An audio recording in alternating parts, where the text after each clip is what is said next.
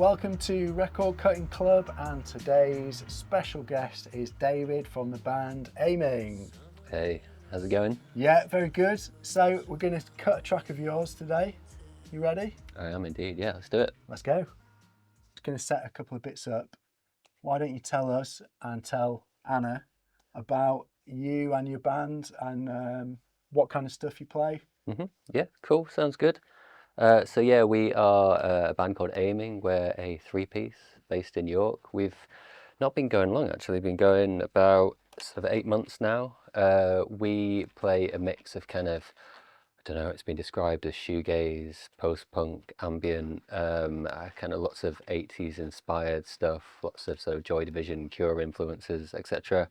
And yeah, we're kind of trying to get it off the ground, I suppose. Really starting to gig a fair bit over the last few months or so.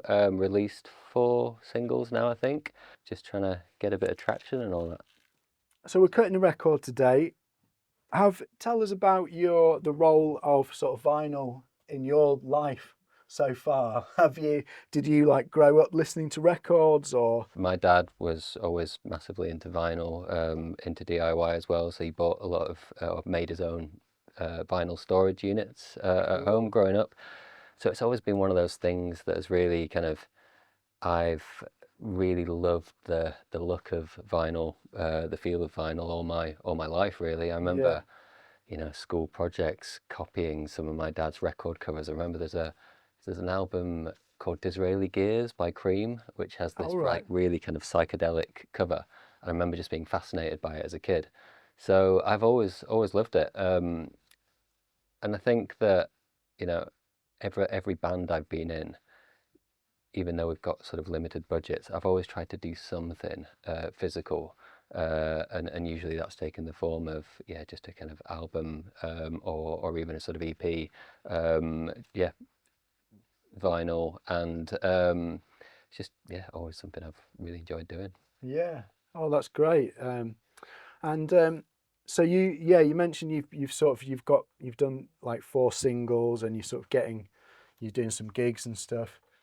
What importance do you place on the role of on physical media like vinyl or cassettes or anything like that? Yeah, I think there is definitely like there is space for both, isn't there? And I think Yeah. that I'm not necessarily, I'm fairly agnostic. I don't necessarily, I think there's probably a space for CDs still, potentially even tape. I mean, you see lots of indie bands still releasing stuff on tape, Yeah. and I think vinyl just it's just a medium that works. It's been there for a long time. The quality is just brilliant, and it's just complementary, isn't it? I don't think these things necessarily need to compete. I think you can have Spotify, Apple Music, whatever, and successful physical releases at the same time, and they just kind of serve different roles. So they're kind of, it's almost like a sort of luxury product versus your tenner a month digital streaming, where you get all the music, but you don't necessarily get that warmth and that feeling of ownership and that feeling of something that you can actually touch. Yeah, I mean, I think the resurgence, it's an interesting thing because you're getting all the kind of the big pop artists, the Taylor Swifts, Ed Sheerans of the world now getting on the bandwagon, which has caused, some volume issues for the big plants, but that's enabled small plants to then start doing, slightly more interesting stuff and I guess kind of ride that wave a little bit too. Yeah. So yeah, it can only be a good thing, and I don't know, it feels like it's not going to go away, is it? I don't think. Yeah, I don't think so. It's I mean, obviously most people that come here are going to be vinyl fans, otherwise they wouldn't come and want to cut a record. Yeah. But it's interesting to hear the different opinions on streaming and some people are obviously there's a lot of issues with the low payments for musicians Yeah. and stuff like that, but I see the convenience of it. It's a discovery tool, isn't it? And I think Yeah. if you're a small band, all you want is exposure. You want people to listen to you, and streaming platforms provide a platform for that to happen in a way that didn't used to exist. So I think there's more music than ever, there are more artists than ever, but discoverability is actually easier than ever as well. So I think there is a place for digital media and streaming, but you hope that Spotify, etc., would be the gateway. Then they would discover that artist, then go to the gig. The band would maybe sell some vinyl there, or buy it on the website or whatever. So I think, yeah, Spotify is the gateway into discovering a band, and then if you really like that band, you would hope that physical media, be it t-shirts, vinyl, whatever, could then help to sustain that band financially. But Yeah, the streaming can actually help physical sales and stuff like that. yeah. So it's easy to dismiss streaming as evil, and obviously it doesn't pay. But like you say, bands can get that discoverability Yeah, I mean, like globally, and the business model is still, it's got so many flaws in it, and the yeah, fact that Spotify is still, are they still loss making, or they just start to make a profit, what, 12, 13, 14 years in? Like, it doesn't right, it doesn't work as a business model, yeah, in terms of serving artists, apart from that sort of 0.1% Taylor Swift, etc. yeah, But I think that, yeah, it just needs to be seen as a discovery tool. mm, I'm always a bit confused as to why Bandcamp haven't made more of an effort, because Bandcamp is that's the bridge, isn't it, yeah, between streaming and physical and mm, digital. I've always wanted Bandcamp to do something which, a bit more of a streaming platform, but also promote physical media a little bit more mm. on their own platform. But yeah, maybe there's an opportunity there somewhere. Yeah, like you say, it is that bridge between the two, where you can stream and actually buy a physical thing from there. So it seems to be the best of both worlds. But let's cut a record. Nice. So I've put a blank on. I've put some anti-static fluid on and sort of clean the blank record with that.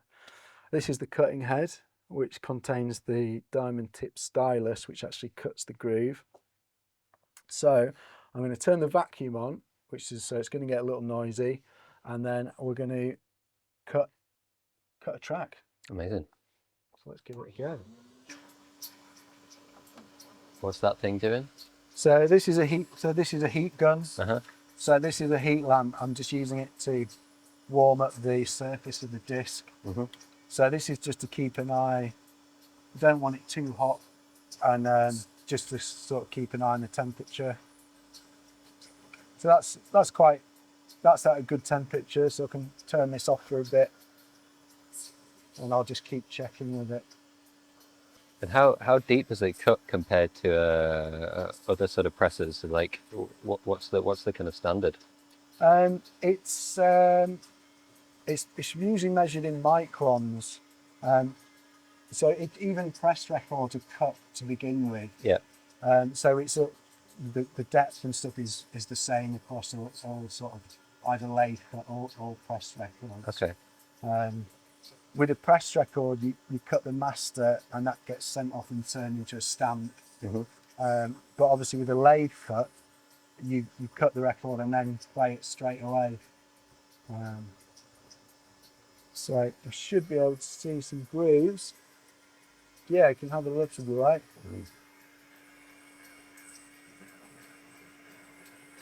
That's great. Music video potential. Yeah, Right there. yeah. We'll cut the whole track. The grooves look a bit thin to me, so I think we might need to adjust the weight of the cutting head. Mm-hmm. What's the groove depth depending on, I suppose? Yeah, so it's depending on the weight of the cutter head and the depth of the cutter head. Okay. But why would that vary from track to track, as opposed to just being like a standard weight? Oh, so it's not to do with the track. It's to do with the actual like physical apparatus, how it's set up. Right. So because this is the first cut, we do this as a bit of a test, and Got then you. we sort of look at the grooves and see what we need to adjust. Mm-hmm. Okay. So sometimes it looks great and we can just cut the track and it'll work. Other times we need to do a cut and then make some adjustments, and then do another one. And in terms of cutting 6-inch versus 12-inch or 7-inch or whatever, what's generally is it a different process for 7-inch versus 12-inch?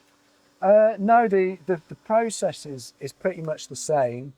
Um, with 7 inches singles, we're cutting at 45 RPM, Hmm. whereas with a 12-inch album, you'd cut that at 33 RPM to fit more on. Hmm. And that's yeah, and then it's down to really the actual track length or the side length. Yeah. So if if you need to fit more on, the grooves need to be closer together. Hmm. But if it's a shorter track and you've got lots of space on the record, you could space the grooves out a bit more, and then that gives you room for more volume and more low end as well. Hmm. Yeah. Okay. So yeah, so having a look at these grooves, they look a bit thin to me. So I'm going to adjust the cutting head, flip this over, and do another test. I think that will play, but I know we can get it to sound better. So, oh. So it's never too straightforward record cutting. There's always a lot to check and a lot to sort of manage. That's the magic of it, right? Yeah, that's it. Yeah, there's yeah. I mean, if it was too easy, it wouldn't be it wouldn't be as fun. That's better. Cool. So that looks better to me. So what I did there was so you've got the cutting head height, Yeah. which you can adjust up or down, and then you've got the weight of the cutting head. This is a tension spring here. So Anna's going to zoom in. Get this. So there's a spring here, and I can rotate this, and that affects the weight of the cutter head. So we can loosen it, and the cut head will be a bit heavier, and that will cut a little bit deeper into the record. So there's no gauge on that. You're basically doing it. You're feeling it out essentially. Yeah, and sort of doing and looking through the microscope at the Yeah. groove. So there's a lot of trial and error and a lot of test cuts in record cutting. It's especially with these older machines. Because you would think there'd be I would have assumed there'd be like a standard, essentially a gauge, and you put it to a particular setting or whatever each time, and then it would just cut the same. But I guess it's not like that. And Oh, so this is a spring gauge. So we can actually weigh the cut head. right. So you can lift that up. So that gives us quite a good idea. It's still kind of you can get you close, but it can't get you perfect. Sure. So it's always a case of there's no substitute for actually doing a cut and just looking at it. Yeah. And that's part of the fun as well. Yeah. Having to do the tests. And How long did it take you to get or to sort of master it? If you like, is it sort of been years of learning? yeah, well, I'm still learning, I guess. Yeah, it's yeah. I mean, it took a good couple of years to get confident in cutting. So yeah, it's kind of an ongoing thing. This sort of the more you learn, the more you realise there's loads more to learn. Yeah, absolutely. Every time you make some progress, then you think, oh, I want to upgrade this bit next, and then there's a whole, another learning curve. And Absolute money pit. yeah, oh yeah, definitely, yeah, That's music, isn't it? yeah, yeah. The guy that sold me my first lathe said, you've got to look at this like a classic car. You're just always working on it. You're always sort of maintaining it. Hmm. It's not a thing where you just buy a record cutting lathe and that's it. You can be up and running and cut loads of records. Yeah. It's a real. It is a labour of love for sure. And how common is this? Like within the UK, how many studios, mastering studios, whatever, have kit like this? Not many. There's so the big studios like Abbey Road and Metropolis will have a lacquer cutting lathe in Yeah. there to cut masters. So there's a couple of those dotted around, and then there's a couple of other lathe cutters. There's it's not very common. They're hard to get hold of, and no one makes them anymore. So Yeah. you can't just decide you want to get into it and buy one. Not just a Facebook Marketplace job. Yeah, exactly. Yeah. Yeah. So buying my first lathe, I was sort of bidding with for 4 other people who wanted the same lathe. Oh, really? And the seller was kind of interviewing us to see Wow. who he would sell it to, because he didn't want to sell it to someone who wouldn't be able to get it working and sort of maintain it and stuff like that. So yeah, thankfully he sold it to me, and I was sort of spent about 2 years getting used to it and doing all that. So let's try again. Let's try and cut this track. See how we get on. Cool. Yeah. Have a look.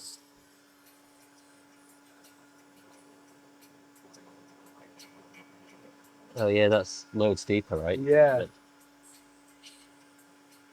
As I said, like I've always been into vinyl, but it's a bit of a dark art in terms of I've no idea how it really works. So I've got test pressings before, and you never really get much of an explanation, do you? So it's fascinating seeing it happen. Yeah, it's I mean, hence making this series. It's it's nice to be able to share it with people and with artists, and yeah.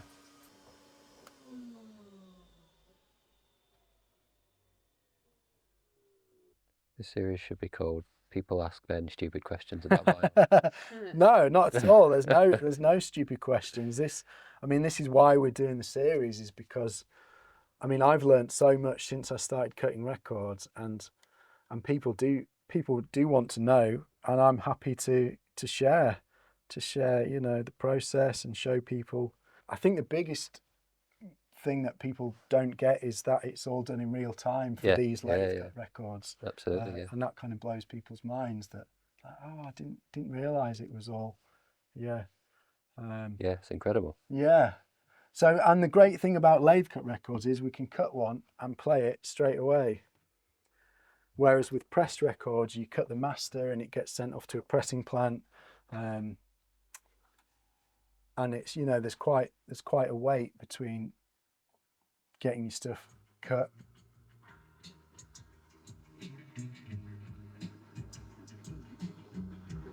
There we go. Amazing. Sounds great. Yeah. Thank you very much. I love it. You're welcome. Yeah, it sounds bang on. So when you're mastering for this process, what do you do differently compared to if you were mastering for just streaming, for instance? Yeah, so I would, the biggest thing for vinyl is the dynamic range. So whereas for streaming, you're mastering for sort of loudness and using a lot of clipping and limiting, you're kind of not using any of that stuff at all. You're trying to maintain the waveforms. And it's a bit of a weird thing that a quieter but dynamic master will actually sound louder when it's played back off a record. It's almost like, I always sort of think of it as a louder, limited thing sounds like it's got a blanket over it, whereas a dynamic thing just like leaps off the speakers when you've cut it onto vinyl. That's just how the physical medium works. It likes the dynamic range, and no, you can get that, right? Even at low volume, you can hear the dynamics. Yeah. So now that you're an official member of the Record Cutting Club, what do you reckon? It's an absolute privilege, first of all. But it's fantastic. Sounds really, really good. And thank you very much. Love it. Yeah, you're very welcome. And for people watching, where can they find out about the band and upcoming gigs and releases and stuff like that? Yeah, probably just on the old Instagram. So it's Aiming Music on Instagram, and you can, if you Google Aiming Band, you can find our website as well. Great stuff. Yeah. And we'll make sure we put all the links to your stuff in the description of the video. And thanks to you guys for watching Record Cutting Club. Please like, share and subscribe and all that good stuff, and we'll see you next time.